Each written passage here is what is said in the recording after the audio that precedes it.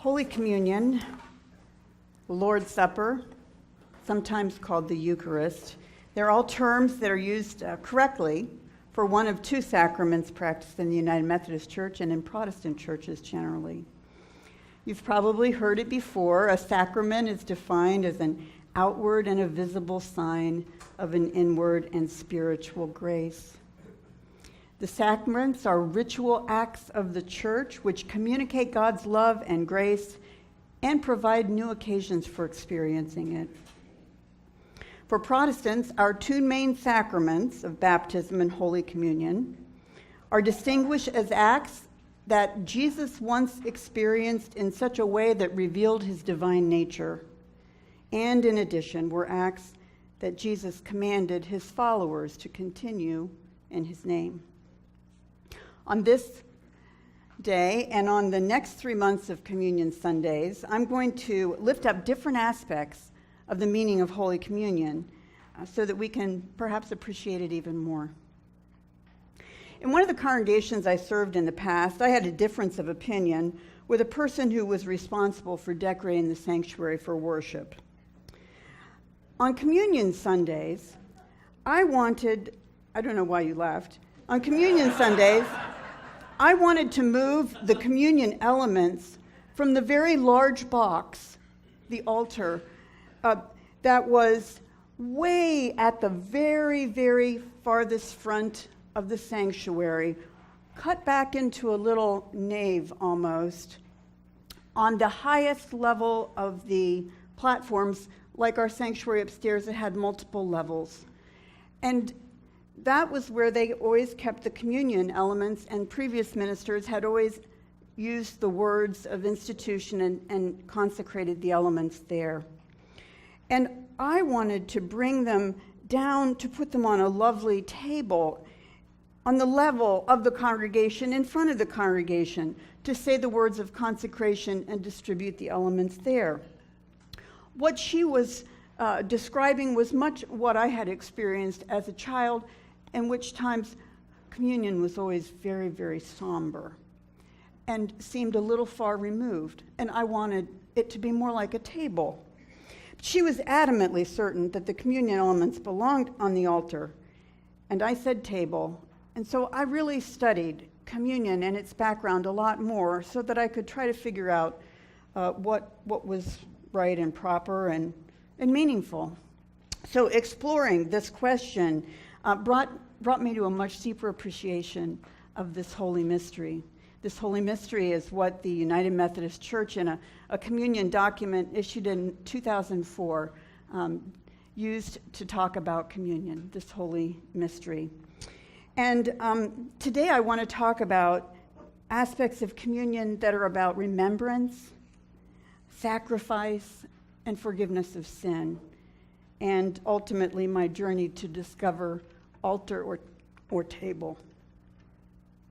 We can turn to 3 of 4 gospel accounts of Jesus. Matthew, Mark, and Luke all have Jesus' communion meal, as well as contained in that meal his request that followers continue that practice. And those 3 biblical accounts strongly influenced the practice of communion in the earliest days of the Christian church, and they still do today. When we say the words during the Great Thanksgiving, when we rehearse the history of salvation, some of the words of institution are words that Jesus used himself in those passages. If we were to read the passages, we would learn that what we sometimes call the Lord's Supper began as the Lord's Last Supper, a meal that occurred literally on the last night of his life. Reading those stories now, one can hardly help but notice death in the air. A woman anointed the Lord to symbolically prepare his body for burial. Judas has a secret meeting with religious leaders who opposed Jesus. And while they were at the table, Jesus revealed that one of the disciples would betray him. But for most of the disciples sharing the meal that night, it's understandable why they missed those signs of foreboding around them, because their attention was focused on an annual meal that was really a celebration. an annual meal ordained by God for the purpose of remembering and celebrating the Passover, the occasion more than 1,000 years earlier that was the climax of God's work to save the Hebrew people from lives of oppression and enslavement in Egypt. During the course of that meal, Jesus took broken bread and a cup of wine, identified them as his body and blood, invited them to eat and drink them, and enjoined them to use subsequent meals to remember him. Much of the complexity and power of Holy Communion arises from the fact that Jesus takes a meal designed to remember and symbolically reenact one distant event in the past and turns it into an occasion to remember an event still developing. To make it even more complicated, he speaks of the cup of wine, of his blood, in relationship to a covenant, maybe even a new covenant, alluding to a yet different significant event in the history of his people. Echoes from the past fill every meal of communion.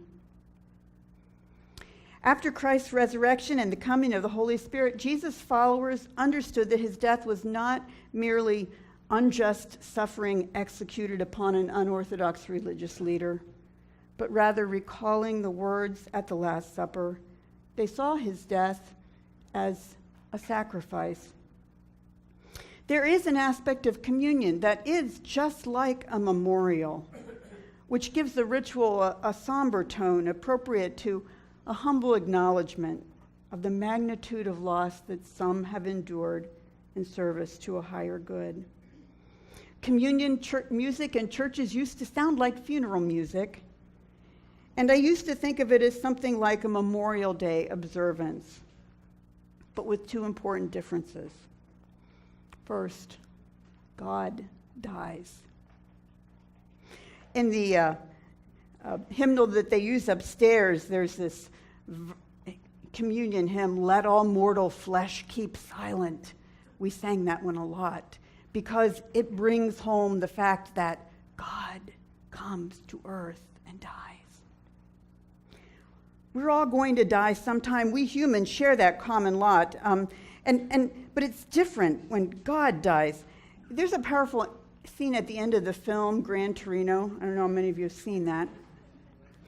Clint Eastwood basically sacrifices himself to bring justice to a violent gang that's been bullying two good, kind, sweet teenagers in his neighborhood. An interesting feature of the story that you may miss when you watch it the first time is that but when you catch it, it kind of changes the way you think about his sacrifice. He seems to probably have an illness, serious illness, where his death is probably imminent anyway. And in some ways, his sacrifice for their sake is something that gives him more control over his death. But God, one of the mysteries of the incarnation is that God has absolutely no reason to have to come and take on the frailties of our flesh, no reason to have to endure in that flesh the humiliation of the trial of his suffering and his death. And so it seems somehow that there's a weighty breach that has been done in this event.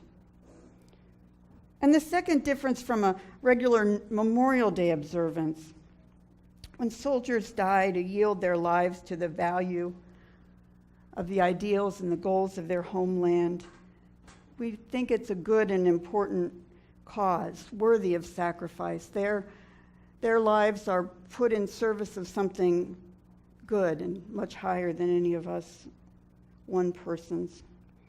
Yet as the earliest Christians reflected on the behavior of the people involved with Jesus during the time of his death, his friends abandoning him, denying him, betraying him, and the people, the calculating and callous and cruel behaviors of those who had him put to death, they didn't have to make a big leap to see his sacrifice as being something for sin a sacrifice for sinners.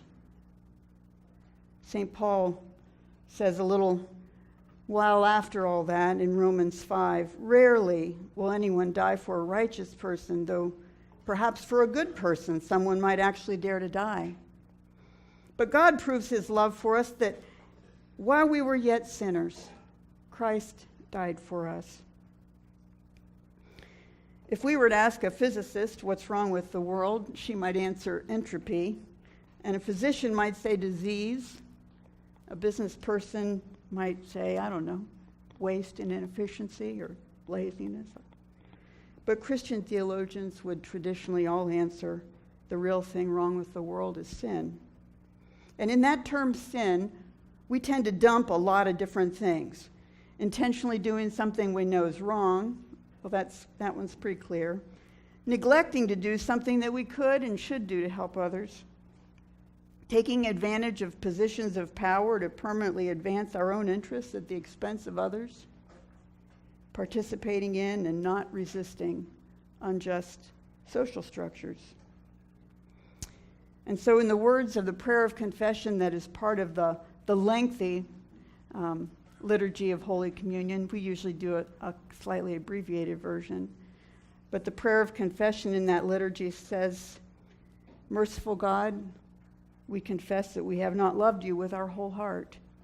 We have failed to be an obedient church. We have not done your will. We have broken your law. We've rebelled against your love. We have not loved our neighbors, and we have not heard the cry of the needy.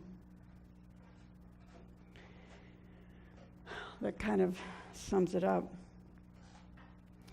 But how could Jesus make a sacrifice that affected anything about the sins of others? Well, there's some clues in the words that he uses. When Jesus used the language blood of the covenant to describe the cup of wine he shared with the disciples, he was suggesting an incident from Israel's history, the sealing of the covenant of law given to Moses. After Moses read all the terms of the law God gave to the people, he wrote them down and built an altar on the mountain at the foot of Mount Sinai. He had oxen sacrificed there and sprinkled some of their blood on the altar and then sprinkled some of it on the people to seal their agreement to the Lord's covenant of law. The Lord gives it and we obey it.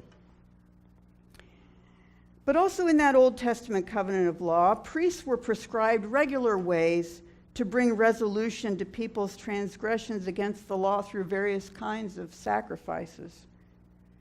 And in that long, complicated passage from Hebrews that Jeff read so well, in that New Testament book of Hebrews we just heard, the writer focuses in on one of those priestly acts of sacrifice, the ritual of atonement, which was an annual event.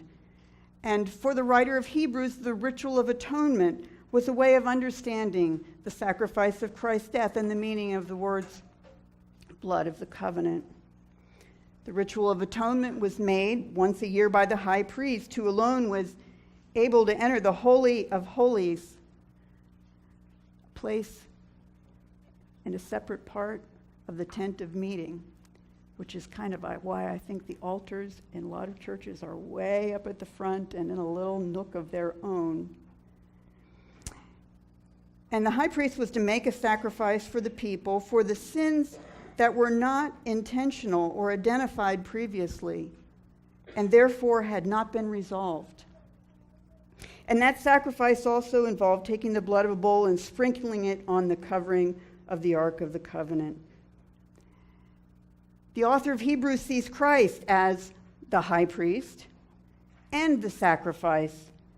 And because the object sacrifice being so much superior and spiritual as compared to everything else previously sacrificed, it ended the need for more sacrifice. It was the final, perfect sacrifice. The sacrifice of Christ is superabundant, only one time offered, but enough blood, if you will, for all time. And this is the source of that strange refrain that pops up in so many of our hymns, particularly hymns that come from the 19th century. So in the book that we have upstairs in the hymnal, there is a fountain filled with blood. And it talks about wanting to be washed in the blood. And that, of course, we all know, without the knowledge of the sacrificial system, we all know that blood leaves a terrible stain on all of your clothing. It's very hard to get out. All medical people deal with that on a regular basis. But this is an allusion to the being covered in the sacrifice of Christ for sin. But still, do you see I'm moving towards altar? I was really getting convinced about the altar part there. But the resolution of sin is the focus and the altar of the covenant of the law. But even as with Jesus, a one-time sacrifice to replace the annual need for sacrifice, it still seems pretty external and mechanical.